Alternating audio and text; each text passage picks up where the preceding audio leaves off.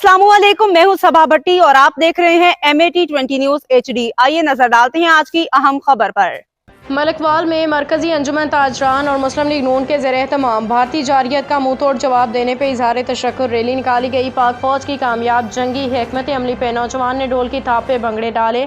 हमारे OSR head Mohammad Khurram Baig की रिपोर्ट। भारतीय फौज की जारियत के मुकाबले में पाक फौज की कामयाब जंगी हिकमत अमली पे मरकजी अंजुमन ताजरान मुस्लिम लीग नून के ज़रिए तमाम इजहार तशक्कुर रैली निकाली गई, जिसकी क़ियादत मरकजी अंजुमन ताजरान और मुस्लिम लीग नून के मरकज़ी अंजुमन ताजरान के सदर चौधरी, मुस्लिम लीग नून के सदर चौधरी काशिफ सिद्दीक, अंजुमन ताजरान के नायब सदर खुर्रम शहजाद भुल्लर, जनरल सेक्रेटरी ज़ैद महमूद बेरवी ने की।